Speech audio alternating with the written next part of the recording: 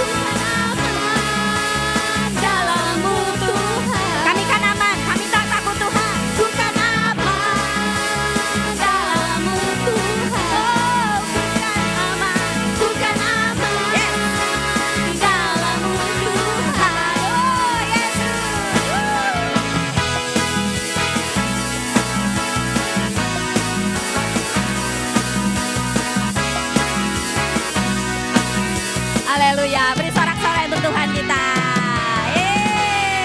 Tidak ada tandingannya dalam hidup kita. Terima kasih Tuhan. Terima kasih Yesus.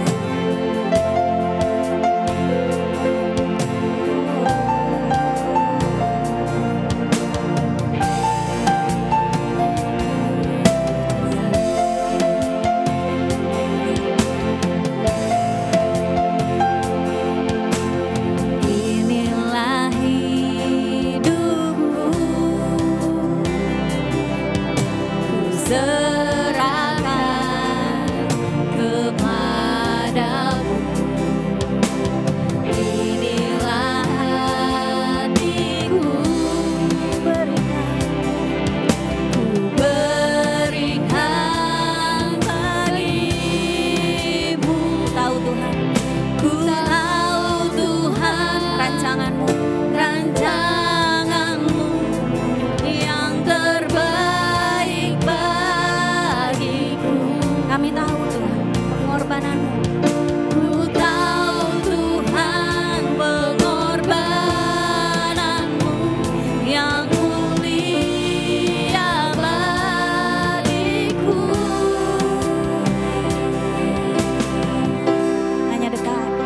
Hanya dekat kepadamu. Rasakan tenang Tuhan. Aku rasakan tenang hanya dalam hadirat-Mu. Hanya dalam hadirat-Mu ku rasakan damai-Mu.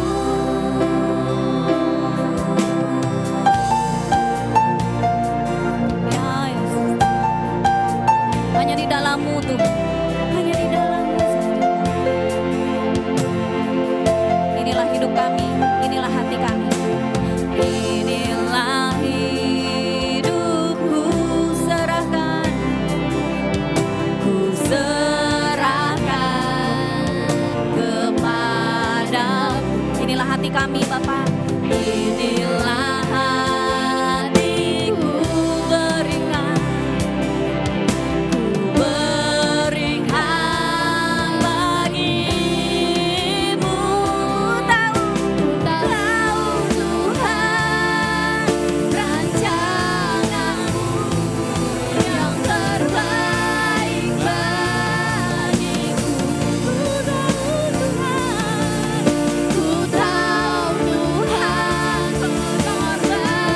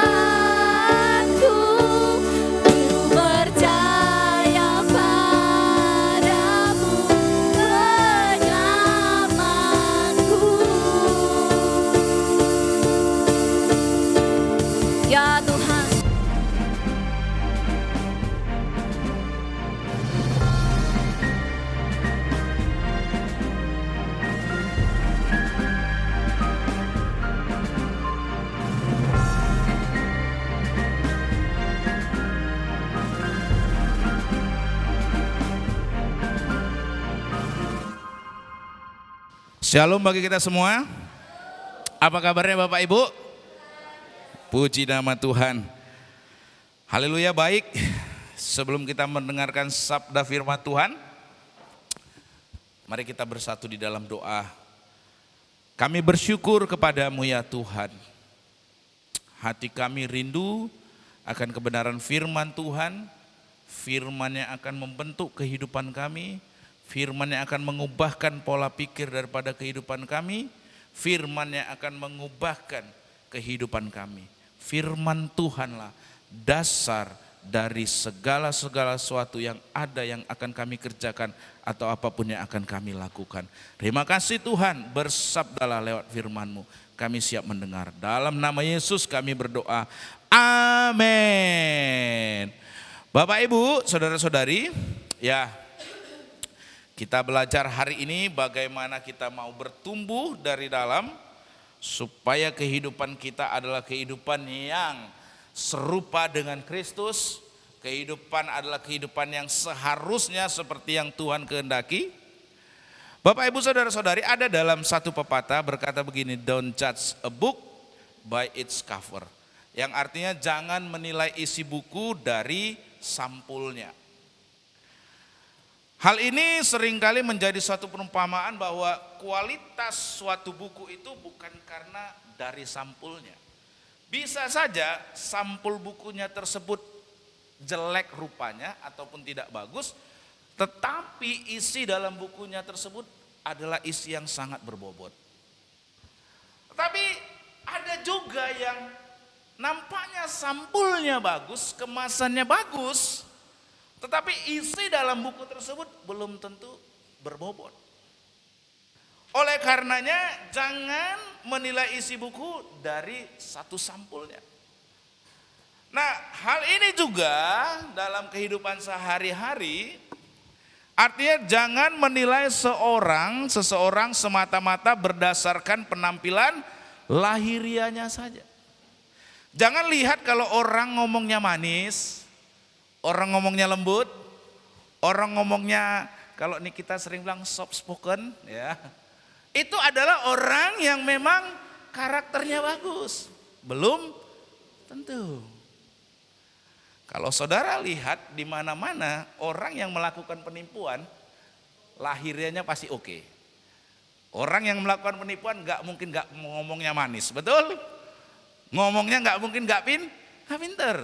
Ngomongnya nggak mungkin seenak lembut, semerdu ataupun semanis janji-janji yang ia sampaikan. Tapi dalam kenyataan realita banyak penipuan dilakukan oleh orang-orang yang nampaknya dari lahirianya tampangnya oke, keren. Betul saudara?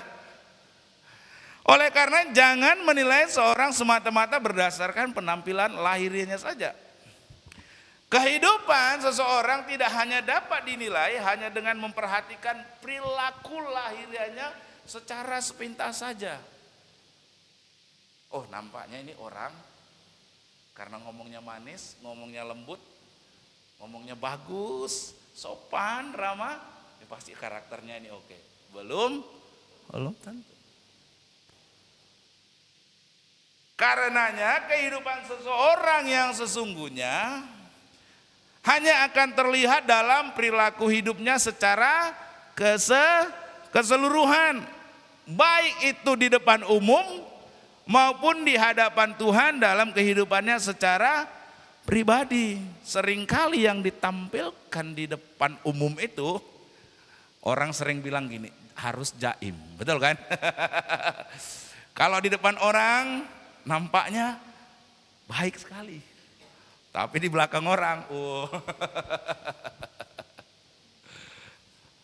Oleh karenanya tak bisa dinilai kehidupan seorang hanya dari sekedar tampilan apa yang nampak saja.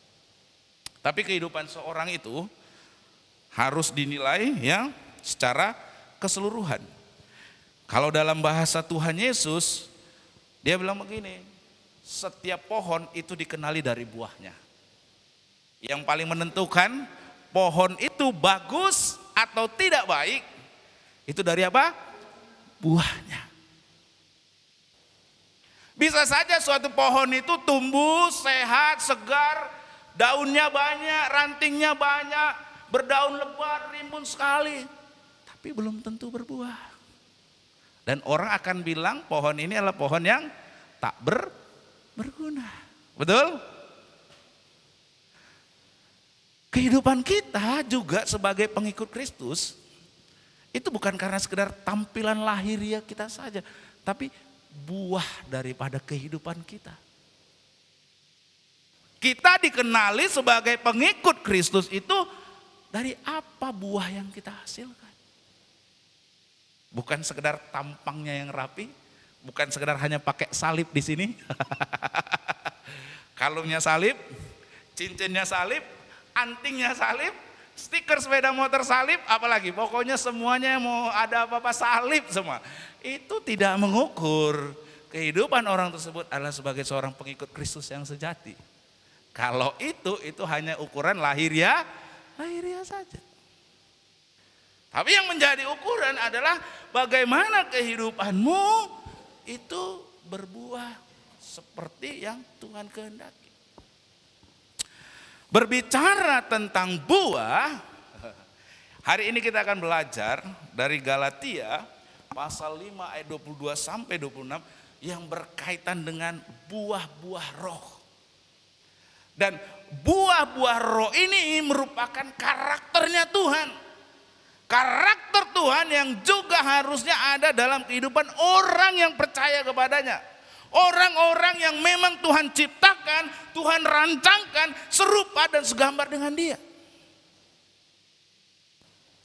Kalau kita berbicara tentang spiritual formation, kehidupan kita mau dibentuk, kita selalu ingatkan kalau spiritual formation adalah bagaimana proses pembentukan agar kehidupan kita serupa dengan Kristus oleh pertolongan Roh Kudus untuk hidup selaras dengan kehendak Allah. Ya, hidup selaras dengan kehendak Allah tentu kita harus punya karakter-karakter seperti karakternya Allah. Dan karakter Allah itu di sini dicerminkan dalam 9 buah roh. Tentu ada banyak lagi karakter Tuhan ya. Bisa jadi setia, maha adil, pengampun dan sebagainya. Tetapi di dalam 9 ini sudah mencakup daripada seluruh karakternya Allah. Saya mengajak kita bangkit berdiri, kita mau belajar dari kebenaran firman Tuhan ini. Kita mau baca firman Tuhan ini. Galatia pasal 5 ayat 22 sampai ayat yang ke-26 ya. Kita mau bicara membacanya secara responsoria, saya ayat 22, Bapak Ibu ayat 23, begitu seterusnya. Namun buah roh ialah kasih, sukacita, damai sejahtera, kesabaran, kemurahan, kebaikan, kesetiaan, kelemah lembutan, kemurahan, kebaikan, kesetiaan. Ayat 23 Bapak Ibu, 1, 2, 3.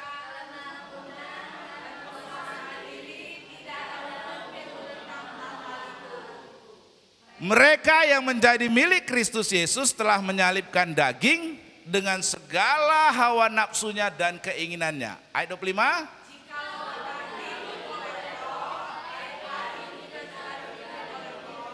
Ayat 26.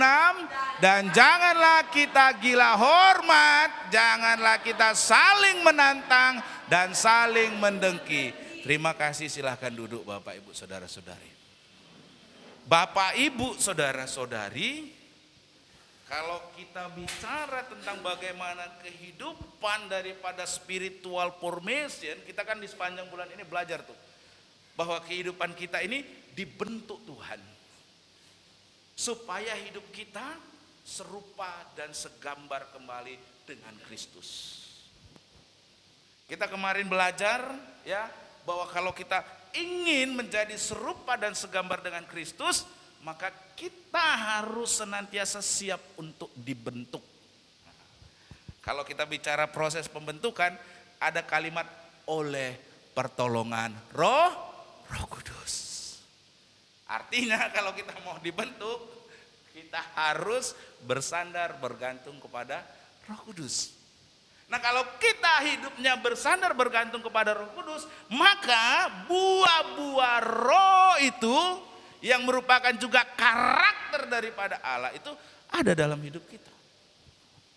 Dan itulah ukuran daripada ukuran yang sejati seorang pengikut Kristus. Bahwa hidupnya serupa dan segambar dengan Kristus, amin. Punya karakter-karakter Kristus, amin. Hidupnya juga adalah hidup yang selaras dengan kehendak Allah. Dari buahnya lah dikenali suatu pohon, amin. Saudara, pohon mangga, saudara harus kenal buahnya. Kalau tak ada buahnya, pohon itu tak ada gunanya.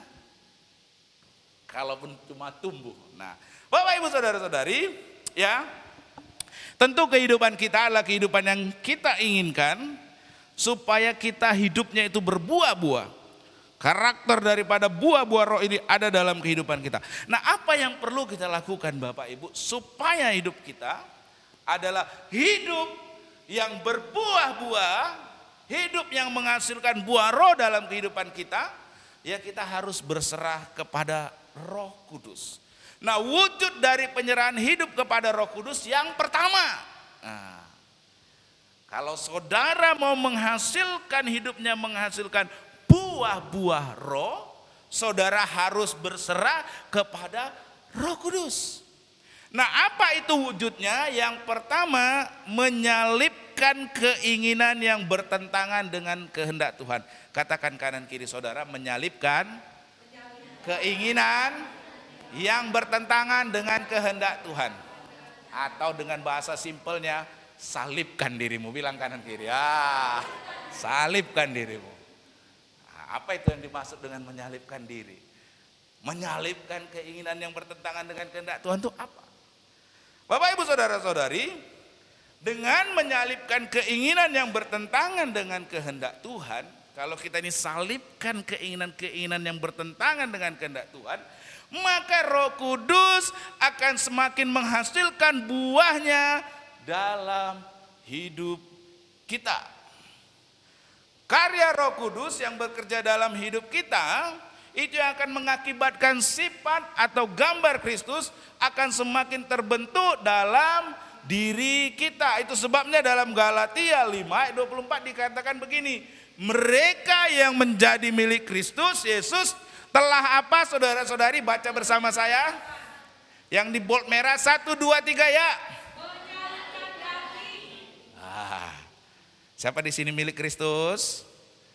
Boleh lambaikan tangan. Dikatakan apa? Telah menyalibkan daging dengan segala hawa nafsu dan keinginannya. Berarti tadi kalimat kanan kiri saudara bilang salibkan diri itu nggak salah saudara.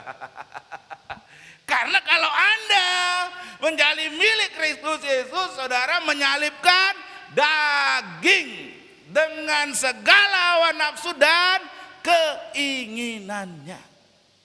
Itu wajib. Kalau kita mau hidup kita dibentuk, kita mau berserah kepada Roh Kudus supaya kita bisa hidup serupa dan segambar dengan Kristus, maka saudara harus menyalibkan keinginan daging. Apa itu menyalibkan keinginan daging? Sederhana saja. Apa itu menyalibkan keinginan daging? Berkata tidak kepada segala keinginan dalam diri kita yang bertentangan dengan kehendak Tuhan. Sederhana. Apa itu menyalibkan daging? Ya segala hal yang bertentangan dengan kehendak Tuhan, no. Amin. Kalau saudara renungkan, coba dalam kehidupan saudara, hari-hari saudara yang saudara telah jalani, berapa banyak keinginan-keinginan yang bertentangan dengan kehendak Tuhan yang saudara turuti. Dan berapa banyak dalam perjalanan kehidupan saudara, dalam kehidupan sehari-hari, saudara berkata tidak kepada hal-hal yang bertentangan dengan kehendak Tuhan. Saudara mulai paham? Atau selama ini saudara ikuti saja keinginan daging? Halo?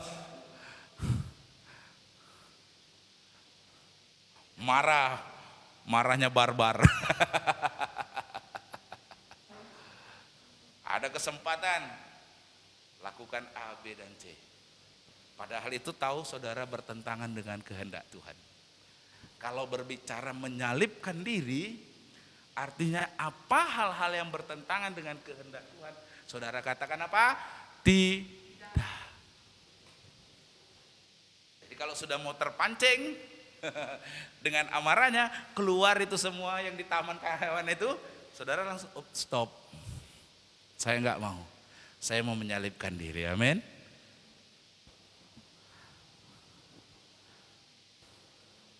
Itu sebabnya Tuhan Yesus dalam Matius pasal 16 ayat 24 dia katakan begini. Jika seorang mau menjadi pengikutku, ia harus apa? Menyangkal dirinya, memikul salibnya dan mengikut aku. Menyangkal dirinya, memikul salibnya. Oleh karenanya Bapak Ibu, menyalibkan daging dan menyangkal diri adalah dua istilah yang berbeda, tapi maksudnya sama. Yaitu berkata tidak kepada segala keinginan yang bertentangan dengan kehendak Tuhan. Apa keinginan-keinginan saudara? Yang selama ini ada, yang saudara sudah alami, yang saudara lakukan, saudara coba renungkan. Berapa banyak hal tersebut yang bertentangan dengan kehendak Tuhan? Adakah saudara berkata tidak? Atau saudara berkata iya? Kalau saudara ingin hidupnya mengalami pembentukan hidupnya, menghasilkan buah-buah roh, karakter yang merupakan cerminan karakter Kristus, saudara harus menyalibkan diri, menyalibkan daging saudara. Haleluya. Berkata tidak kepada segala keinginan yang bertentangan dengan kehendak Tuhan. Amin. Saudara, tentang hal ini, saudara saya tidak perlu jelaskan, saudara tahu itu apa hal-hal yang bertentangan dengan kehendak Tuhan. Betul? Saudara tahu tidak? Tahu lah, sederhana aja, betul kan? Jangan bohong, kan gitu. Jangan menipu, kan begitu kan? Betul kan saudara? Yang sederhana tidak? Sederhana, saudara tahu. Jangan bersaksi dusta, betul? Ya kan? Nah, Bapak Ibu saudara-saudari, ya, kita harus hidup oleh keinginan roh, bukan oleh keinginan daging. Itu sebabnya dalam Galatia 5 ayat 16 sampai 17 dikatakan begini. Maksudku hiduplah oleh roh dan kamu tidak akan menuruti keinginan daging. Sebab keinginan daging itu berlawanan dengan keinginan roh. Jadi saudara, kalau ada yang ngajak saudara melakukan hal-hal yang jahat, itu sudah pasti keinginan daging. Tapi kalau ada yang mengajak saudara untuk kesan, untuk doa malam, untuk membaca firman Tuhan, sudah pasti itu adalah keinginan roh. Sederhana. Makanya saya bilang tadi, saudara tahu itu, apa itu keinginan daging, sederhana saja.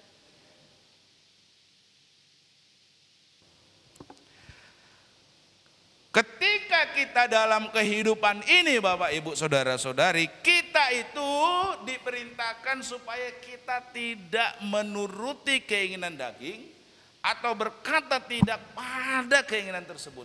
Diingatkan supaya kita hiduplah oleh roh. Kalau saudara hidupnya tidak mau menuruti keinginan daging, saudara harus hidup oleh roh.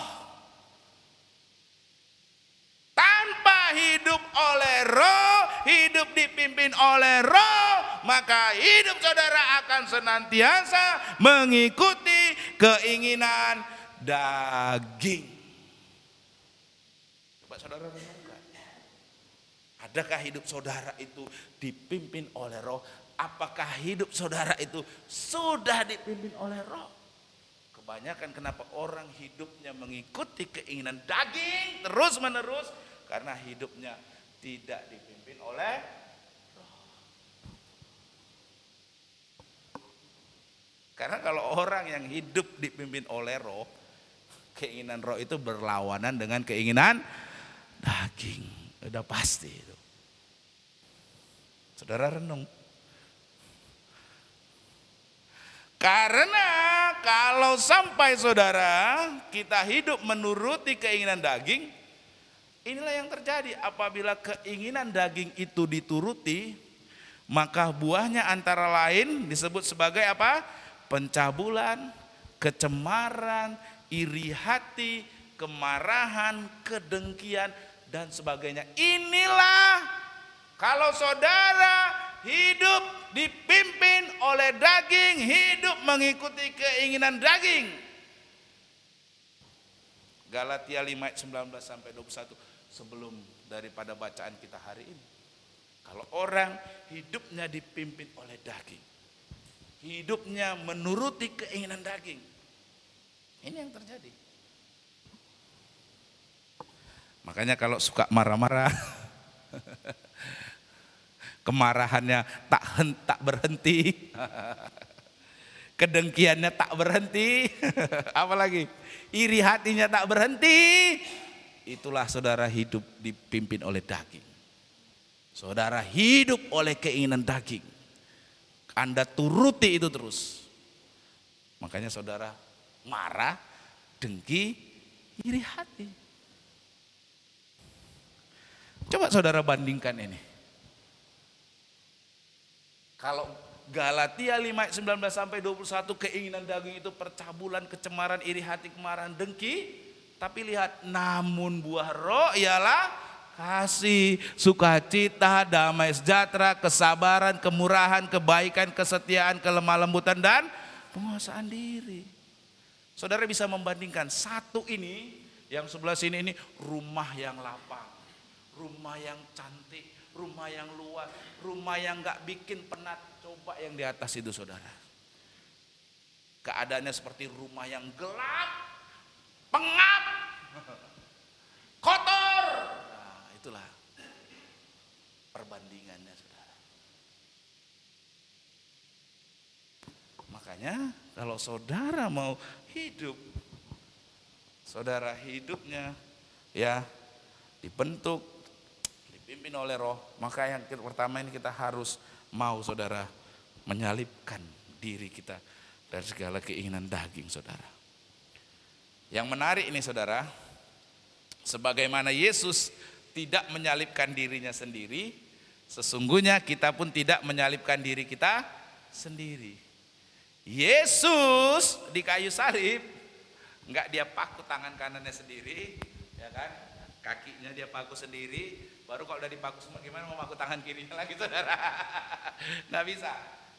Yesus saudara, Bapak Ibu saudara-saudari ya disalib itu oleh orang lain, betul kan?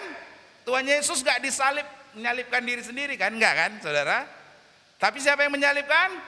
Orang lain. Nah Bapak Ibu saudara-saudari, Roh Kudus memakai orang-orang di sekitar kita juga Bapak Ibu saudara-saudari dalam tanda kutip menjadi prajurit Romawi yang bertugas untuk menyalibkan kita. Sama seperti Yesus tidak menyalibkan dirinya sendiri, tetapi prajurit Romawi yang menyalibkan dirinya, ya kan? Demikian juga Bapak Ibu saudara-saudari, Roh Kudus seringkali memakai orang di sekitar kita menjadi prajurit Romawi yang bertugas untuk menyalibkan kita. Orang-orang itu bisa jadi adalah orang tua. Betul kan saudara? Siapa lagi? Saudara. Siapa lagi? Rekan sekerja. Siapa lagi? Mertua, tetangga, dan pelbagai orang lainnya. Saudara, ya saudara. Saya ini bukan ada cerita lucu nih saudara. Jangan karena kalimat ini saudara, langsung saudara, khususnya ini yang udah berumah tangga ini, mertua itu dipanggil prajurit Romawi saudara. Jadi kalau tiba-tiba mau datang, jadi itu prajurit Romawi datang ke rumah, jangan saudara ya. Yang dalam tanda kutip mau menyalibkan, bukan saudara ya. Nah Bapak Ibu saudara-saudari, yang menjadi penyalib dalam tanda kutip untuk menyalibkan keinginan daging kita, itu seringkali orang tua kita. Seringkali rekan sekerja kita. Seringkali anak kita, seringkali lingkungan kita, kadang-kadang rekan sepelayanan. Betul? Betul? Saudara, ini next dulu dah. Ketika para prajurit Romawi itu mengusik, sehingga amarah mulai timbul dalam hati, kita harus belajar berkata tidak kepada keinginan untuk apa saudara? Marah. Dan berkata ya kepada kesabaran yang merupakan buah roh. Kalau saudara berdoanya gini, Tuhan Yesus berikanlah saya kesabaran. Ini doa yang sangat manjur saudara. Dipastikan ini doa yang sangat manjur. Seketika itu juga Tuhan langsung bilang sama malaikat, malaikat kirim prajurit Romawi, ya kirim prajurit Romawi itu untuk itu menguji itu. Nah seketika itu juga saudara, kesabaran saudara langsung diuji. Kayak kan mama dengan anak, wah kan gitu kan, langsung anaknya mau salah langsung ini doa yang paling manjur ini. Kalau saudara mau doanya yang cepat dijawab Tuhan, inilah doanya. Saudara minta kesabaran. Seketika itu juga dikirim prajurit Romawi saudara. Bisa mama saudara, bisa kawan saudara ya kan. Bisa lagi rekan sekerja, pokoknya yang dekat-dekat itu dikirim cepat-cepat saudara. Bapak ibu saudara-saudari, Yesus tidak menyalibkan dirinya sendiri. Tapi siapa? Prajurit Romawi. Anda juga mau menyalibkan diri tadi, menyalibkan keinginan daging, enggak karena diri sendiri. Pasti Tuhan kirim dalam tanda kutip prajurit Romawi nih. Si Anggi lagi belajar untuk menyalibkan keinginan daging. Yang dikirim mamanya lah, ngapain jauh-jauh prajurit Romawinya. Dikirim si Dani lah, ngapain jauh-jauh. Iya kan?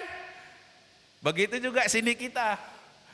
Dia mau Tuhan uji kesabarannya, ini kirim papi maminya lah. Nah itu saudara, prajurit Romawinya ada saudara. Ya kan? Nah, kalau suami, prajurit Romawinya istri yang suka ngomel, suka marah. Itu prajurit Romawinya. Saudara mau belajar, Yesus tidak menyalibkan dirinya sendiri, betul? Ada siapa? Prajurit Romawi. Demikian juga saudara, untuk bisa menyalibkan keinginan daging saudara, enggak sendiri saudara. Orang-orang terdekat, orang tua, saudara, rekan sekerja itu saudara. Nah kalau saudara ingin menyalibkan keinginan daging, ya hati-hati, Tuhan sering kirim prajurit Romawi. Saudara akan ada itu dalam lingkungan-lingkungan yang seperti itu ya Bapak Ibu saudara-saudari ya. Ada amin. Pak Paru jangan lihat-lihat Mak Paru ya. Haleluya. Bapak Ibu saudara-saudari, wujud dari penyerahan hidup kepada Roh Kudus, kalau yang pertama tadi menyalibkan ya diri ya, yang kedua memasrahkan diri ke dalam tuntunan Roh Kudus. Bapak Ibu saudara-saudari, di sana dikatakan dalam Galatia 5:25, jikalau kita hidup oleh Roh, baiklah hidup kita juga dipimpin oleh Roh. Sikap berserah kepada pembentukan Roh Kudus diwujudkan dalam hidup dalam pimpinan ataupun tuntunan Roh Kudus. Kalau saudara berpasrah kepada Roh Kudus, saudara maka hidup dipimpin, dituntun oleh Roh Kudus. Nah, berserah bukan sikap pasif, namun sikap aktif, yaitu melakukan apa yang dinasihatkan oleh firman Allah. Pak, sederhananya gimana sih Roh Kudus menuntun saya? Ada banyak hal. Bisa melalui orang lain, betul? Bisa melalui orang tua, tapi utamanya Roh Kudus menuntun kita lewat apa? Firman Tuhan. Pak, gimana hidup saya ini mau dipimpin oleh Roh Kudus? Ya, kau melakukan apa yang Tuhan firmankan. Karena keinginan Roh Kudus pasti tidak akan berlawanan atau bertentangan dengan firman Tuhan. Jadi sederhana Pak, tentang hal ini, gimana saya mau dipimpin oleh Roh Kudus? Apa yang firman Tuhan katakan? Engkau lakukan, engkau kerjakan. Apa yang dinasihatkan oleh orang kepadamu tentang firman Tuhan, engkau lakukan, engkau kerjakan. Itu saudara hidup dipimpin oleh Roh Kudus. Seringkali kan kalau kita membaca firman Tuhan, kalau orang terbiasa membaca firman Tuhan itu berbisik secara lembut ketika kita hendak melakukan sesuatu, diingatkan tentang firman Tuhan. Betul? Siapa yang sering mengalami itu? Saya seringkali mengalami seperti itu, saudara. Firman Tuhan yang dibaca itu bersuara kayak ngomong secara lembut di telinga saya, di pikiran saya. Kemudian akhirnya menyadarkan saya. Nah itu saudara. Jadi kalau saudara mau dipimpin oleh Roh Kudus sederhana. Firman itu harus tinggal dalam hidup saudara. Firman Tuhan. Kalau saudara baca firman Tuhan setiap hari, saudara renungkan setiap hari, Roh Kudus itu tinggal mengingatkan firman saja, langsung kita, oh ya. Saya seringkali seperti itu saudara. Seringkali hati saya itu mau marah, hati saya mau kecewa, hati saya mau jengkel, Roh Kudus ngingatin aja tuh firman. Langsung seketika itu juga kayak itu mengikuti tuntunan Roh Kudus. Hidup mengikuti keinginan Roh Kudus. Karena gak akan mungkin firman Tuhan bertentangan atau berlawanan dengan keinginan daripada Roh Kudus. Amin. Saudara mau dipimpin oleh Roh Kudus? Utamanya adalah firman Tuhan. Tapi kalau firman Tuhan gak ada tinggal, gak pernah kita baca, gak pernah kita tahu Roh Kudus mau ngomong apa sama kita. Roh Kudus mau mengingatkan apa sama kita. Ketika hati kita sedang marah, Tuhan ingatkan. Kalau lewat firman kan Tuhan ingatkan, janganlah sampai terbenam matahari belum padam amarahmu. Jadilah marah, tapi jangan berbuat dosa. Oh, kalau firman itu tinggal, Roh Kudus tinggal ingatkan. Marah boleh, tapi jangan buat dosa ya marahnya ya. Marah boleh, tapi jangan sampai tenggelam matahari belum reda amarahmu. Tuh firman ingatkan. Roh Kudus berbicara. Tapi kalau firman gak pernah dibaca, kira-kira mau mengingatkannya gimana saudara? Oh baru gak pernah baca firman, gak tahu firman. Roh Kudus mau ingatkan, Roh Kudus mau tuntun. Kayak apa caranya saudara? Diketok kepala saudara, sadar. Nggak bisa. Amin. Saya itu kalau sudah mau marah ingat itu saudara. Terus kayak langsung kayak langsung. Nah itu saudara. Sederhana saja. Kalau hidup kita kalau mau berserah kepada pimpinan daripada Roh Kudus ya pasrahkan diri dalam pimpinan tuntunan Roh Kudus ya lewat firman. Lewat firman saudara. Firman. Oleh karenanya saya mengajak untuk seluruh jemaat tidak jemu-jemu untuk ibadah harian. Untuk baca firman Tuhan. Karena Roh Kudus utamanya mengingatkan saudara lewat firman Tuhan. Bacalah. Kan saya udah pernah bilang, Alkitab itu tuh buku kehidupan, manual book. Kalau saudara beli handphone ada manual book, kalau saudara beli kereta ada manual book, betul? Saudara beli Magicom ada manual book, beli peralatan apapun, pasti selalu ada manual book. Kenapa perlu ada manual book? Karena manual book itu adalah guide-nya. Pembimbingnya, penuntunnya, supaya saudara dalam menggunakan produk itu nggak salah langkah, betul kan?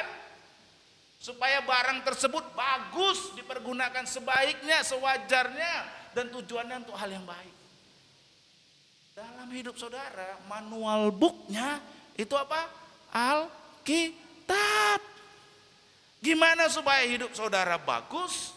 Gimana supaya hidup saudara tujuannya baik, mulia? Itu semua ada dalam Alkitab. Mau bicara keuangan, ada. Mau berbicara tentang hubungan suami istri, ada. Mau berbicara orang tua dengan anak, ada. Semua kan ada, betul? Itu ada manual book. Cuma seringkali kalau orang udah sombong, ya kan? Kalau orang sombong kan, nggak perlu manual book, bersandar kepada pengalaman, kan gitu kan? Orang karena udah punya HP, ada HP yang baru, ada manual booknya, nggak perlu, kan gitu kan? Karena apa? Udah cukup dengan pengalaman. Seringkali juga dalam hidup ini kita berdasarkan apa? Pengalaman. Sehingga kita abaikan tuh manual booknya yang daripada Tuhan. Betul kan? Ternyata pengalaman saudara tidak selalu berhasil. Ternyata perjalanan hidup saudara yang puluhan tahun pun berpengalaman sekalipun tetap saja gagal. Betul kan saudara? Haleluya. Saudara mau dituntun oleh Roh Kudus, baca manual booknya. Kalau manual booknya saudara sudah baca, diingatkannya pun sangat mudah. Amin. Tinggal bersuara dengan lembut Roh Kudusnya. Hei Dani, ingat firman Tuhan ini. Oh ya. Kalau nggak baca firman Tuhan, Roh Kudusnya, ingat nggak ini? Nggak tahu. Ingat nggak ini? Nggak bisa. Waduh, apa yang mau diingatkan saudara? Haleluya. Yang ketiga, wujud dari penyerahan hidup kepada Roh Kudus adalah mengamalkan relasi dalam sikap yang menyenangkan Roh Kudus. Wujud dari penyerahan hidup kepada Roh Kudus adalah bagaimana mengamalkannya dalam relasi, saudara. Di ayat 26 dikatakan begini, dan janganlah kita gila hormat. Janganlah kita saling menantang dan saling mendengki. Jangan saudara gila hormat. Jangan saling menantang.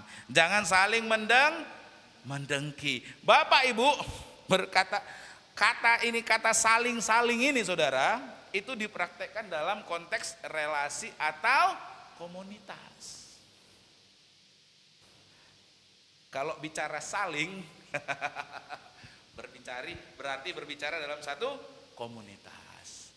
Komunitas itu termasuk gereja. Betul? Kita ini semua kan komunitas kan? Kata jangan saling itu artinya antara saya dengan saudara, saudara dengan orang yang ada dalam satu komunitas ini. Nah, wujud dari penyerahan hidup kepada Roh Kudus itu adalah bagaimana dipraktekkan dalam konteks relasi atau komunitas. Kasih dan kerendahan hati merupakan sifat-sifat dari Roh Kudus, sehingga hidup dalam relasi yang diwarnai dengan kasih dan kerendahan hati merupakan relasi dalam sikap yang menyenangkan Roh Kudus. Kalau dalam satu komunitas, katakanlah ini kita gereja, saling menantang, saling mendengki, pengen dihormati lebih daripada yang lain, Roh Kudus suka nggak? Roh Kudus suka nggak Bapak Ibu? Senang nggak?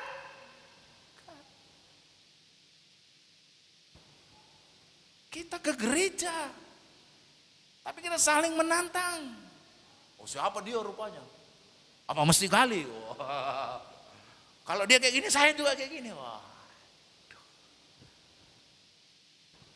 Itu merupakan sifat-sifat dari Roh Kudus. Kalau sifat-sifat dari Roh Kudus itu adalah bagaimana ada kasih, ada juga kerendahan hati. Bapak Ibu saudara-saudari, buah roh, kan di dalam buah roh ada kasih, ada kerendahan hati kan, betul kan? Buah roh itu tidak terlepas dari konteks komunitas. Artinya formasi rohani atau perubahan kehidupan menjadi semakin serupa dengan Kristus itu berlangsung di dalam relasi dengan sesama. Bagaimana tahu kalau seseorang itu hidupnya penuh kasih, kalau hidupnya sendiri? Bagaimana kita tahu orang tersebut hidupnya dalam kerendahan hati? Kalau hidupnya sendiri. Betul kan? Betul nggak saudara? Dari mana kita tahu? Karena orang tersebut berada dalam satu komunitas. Tahe, bukan memuji diri sendiri. Oh, saya ini orang yang penuh dengan kasih. Oh, saya ini orangnya penuh dengan rendah hati. Enggak, orang lain yang ngomong kan, betul? Oh, si Anu itu loh, orangnya itu hidupnya penuh dengan kasih. Oh, si Anu itu toh, dia itu orangnya rendah hati. Kan enggak ngomong dia, orangnya itu sendiri yang ngomong kan, enggak kan? Itu artinya berlangsung di dalam satu komunitas. Nah, buah roh itu dilihat, dirasakan di dalam satu komunitas. Bapak Ibu saudara-saudari, orang tidak dapat berubah menjadi serupa dengan Kristus karena ia menyendiri dan terasing dari semua orang lain. Gak bisa saudara.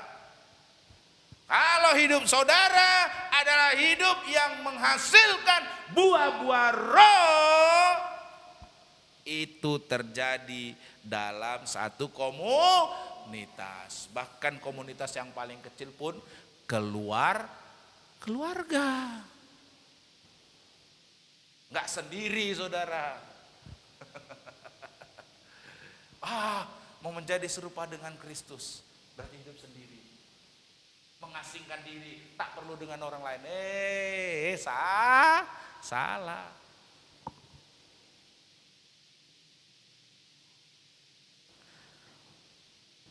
Yang namanya buah roh itu dalam konteks komunitas.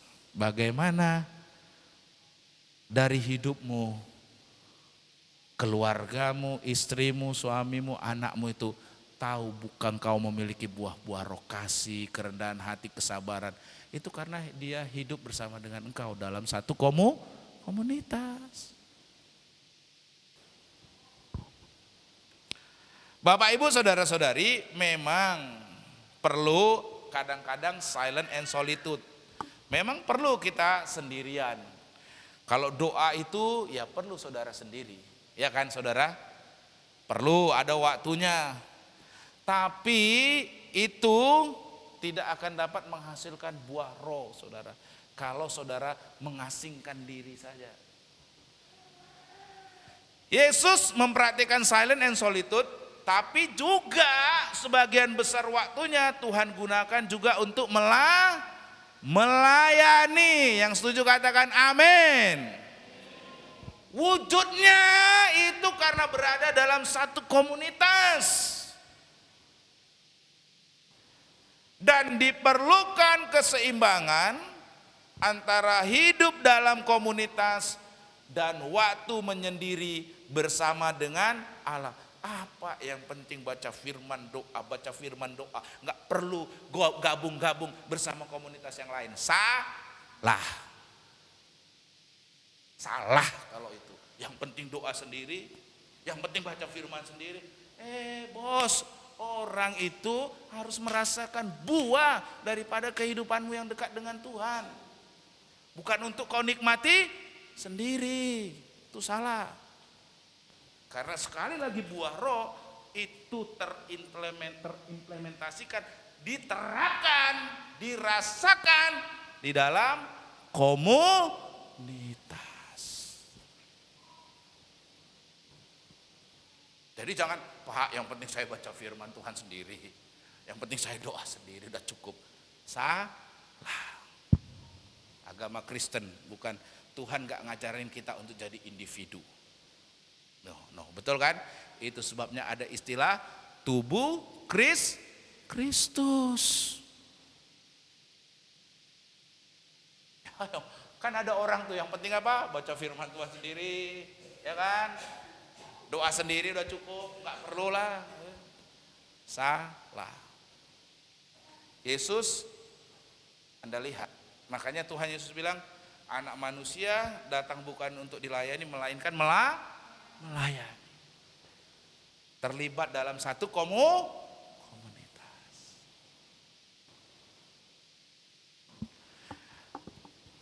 Dan saudara, ya, relasi kasih dan kerendahan hati ini tidak terlepas juga dari langkah untuk Jadi kalau saudara melayani, itu saudara sedang menunjukkan sikap berpasrah kepada Roh Kudus dan sikap yang menyenangkan Roh Kudus. Kenapa? Orang yang melayani pasti adalah orang yang mengasihi. Betul? Orang yang melayani pasti orang yang rendah hati. Orang yang sombong tidak akan pernah mau melayani. Camkan perkataan saya. Orang yang sombong tidak akan pernah mau Jangankan ngasih air minum, senyum aja udah pelit.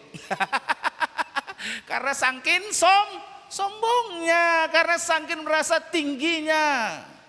Orang tersebut pasti tidak akan pernah bisa melayani. Karena ukuran daripada orang yang melayani, pasti orang itu punya kasih. Yang kedua, orang tersebut rendah hati.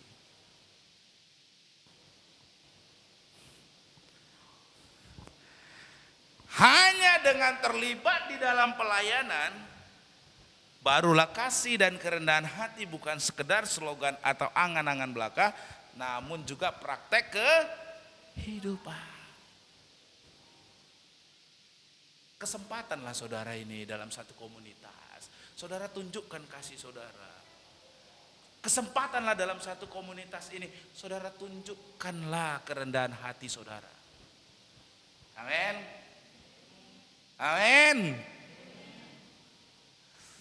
Saling melayani. Si Anu belum ada tempat duduknya. Kan gitu kan? Aku ke belakang lah, aku ambilkanlah kursi. Nah Pak Bu duduk. Hanya orang yang rendah hati, hanya orang yang penuh dengan kasih mau melakukan gitu.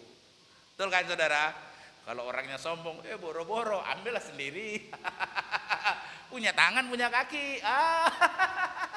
Orang yang begitu pasti gak akan pernah bisa melayani. Amin. Jadi kan orang tahu kita ini orang yang penuh dengan kasih, orang yang rendah hati ya karena dalam satu komunitas begitu. Betul kan saudara? Dilihat dan dirasakan.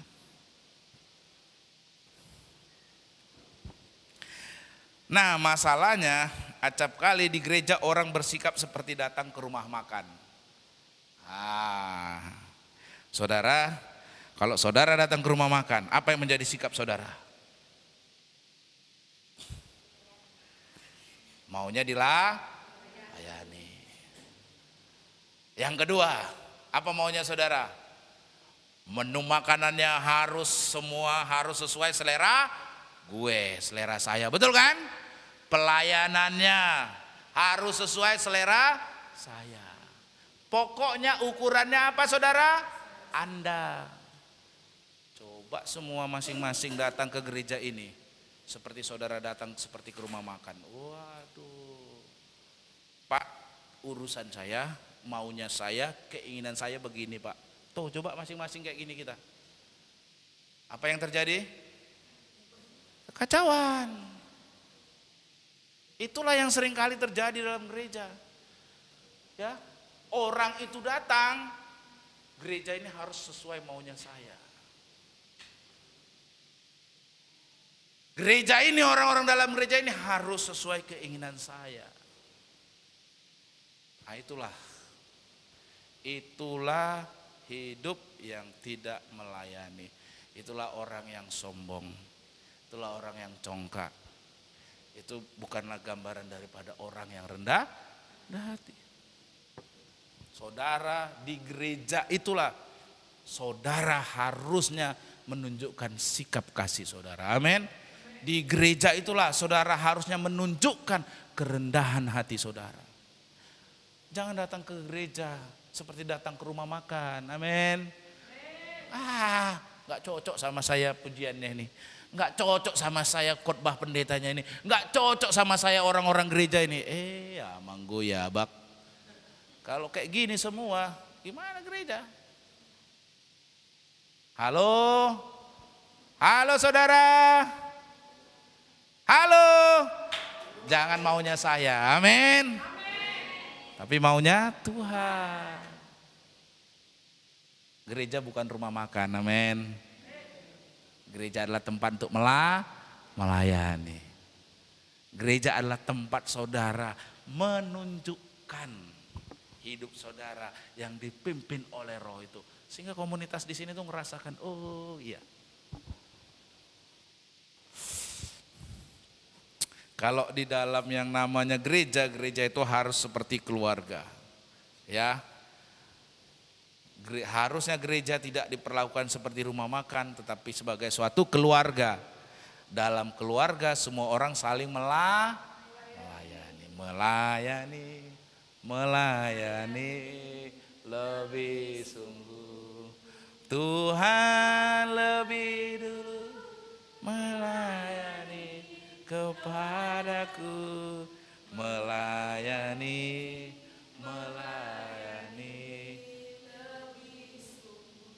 Melayani bukan diri sendiri saudara, amin. Kalau saudara harapkan orang melayani saudara, berarti saudara datang seperti ke rumah makan ke gereja ini. Tapi saudara tidak seperti itu, amin. Ya, kita ini adalah keluarga, semua saling melayani satu sama lain dan bukan hanya memperhatikan kepentingannya sendiri. Nah, di dalam relasi yang diwarnai dengan kasih dan kerendahan hati, yaitu sikap yang menyenangkan Roh Kudus seperti itulah, baru buah Roh itu akan semakin bertumbuh lebat dalam kehidupan kita. Bapak Ibu saudara-saudari, kita udah belajar nih ya, supaya kehidupan kita itu bisa dibentuk Tuhan, ya, mengalami spiritual formation, pembentukan kerohanian, agar hidup kita itu serupa dengan Kristus. Hidup kita itu selaras dengan tujuan Allah, ya. Kita di minggu pertama telah belajar untuk hidup berserah kepada Tuhan. Hanya orang yang berserah, hanya orang yang berpasrah dengan sungguh-sungguh, orang tersebut yang akan mudah dibentuk seperti bejana. Amin. Bejana itu kalau mau dibentuk dia harus lembut dulu, betul? Betul saudara? Kalau dia keras hati, keras kepala, keras pikiran, susah untuk dibentuk. Bejana itu harus lembek dulu, lembut dulu. Baru sama sang penjunan itu bisa dibentuk sesuai dengan keinginan dari sang penjunan, jadi bejana yang indah. Amin. Yang kedua, supaya bisa dibentuk serupa dengan Kristus, saudara harus memiliki kerendahan hati. Amin. Orang kalau yang sombong congkak, merasa paling benar, merasa paling tahu, pasti tidak akan bisa dibentuk. Saudara harus rendah. Dan yang ketiga, kita belajar di minggu lalu, supaya kita itu seperti ranting dengan pokok anggur. Amin. Ranting itu tidak akan pernah menghasilkan buah dari rantingnya sendiri, kecuali ranting tersebut melekat kepada sang pokok anggur. Amin. Pernah nggak ranting berbuah sendiri saudara, tanpa ada pokoknya? Nggak pernah. Begitu juga kehidupan saudara, tidak akan dibentuk, tidak akan menghasilkan buah kalau tidak terhubung dengan sang pokok anggur. Yesus pokok dan kitalah carangnya, tinggallah di dalamnya, pastilah kau akan berbuah. Tuh lagu sekolah minggu yang sangat bagus sekali. Amin saudara. Dan hari ini kalau kita ingin hidup kita menghasilkan buah-buah Roh, karakter Kristus itu, kita harus menyerahkan diri kepada pimpinan daripada Roh Kudus. Apa itu? Ya, menyalipkan keinginan yang bertentangan dengan kehendak Tuhan, berkata tidak kepada keinginan yang bertentangan dengan kehendak Tuhan. Kalau saudara diajak untuk korupsi, no. Amin. Kalau saudara diajak untuk menipu, no. Kalau saudara diajak untuk melakukan hal-hal yang jahat, hal-hal yang tidak sesuai dengan firman Tuhan, saudara katakan no. Itu saudara. Yang kedua, saudara memasrahkan diri dalam tuntunan Roh Kudus. Apa tuntunannya? Firman Tuhan. Bacalah firman Tuhan. bacalah firman Tuhan. Ketika saudara baca firman Tuhan, ini Roh Kudus hari ini menuntun saya untuk melakukan ini. Saya akan lakukan. Amin. Itu saudara aktif. Setiap hari kalau saudara benar-benar mau dipimpin Roh Kudus lewat firman Tuhan, oh kehidupan saudara aktif sekali saudara. Enak sekali saudara. Ya kan? Firman Tuhan udah mau kesal-kesal pagi-pagi mau marah-marah ini. Oh baca firman Tuhan. Hati yang gembira. Atau hati yang lemah lembut. Ya udahlah firman Tuhan udah ngatakan gini. Jadi tenang lagi aku suka cita. Amin. Nah itu saudara, itu dipimpin. Haleluya. Ada yang ketiga, mengamalkan relasi dalam sikap yang menyenangkan Roh Kudus. Itu tadi saudara, dalam satu komunitas. Mari saya juga dorong seluruh jemaat di sini supaya di dalam gereja kita bukan seperti ke rumah makan. Amin. Jangan seperti ke rumah makan.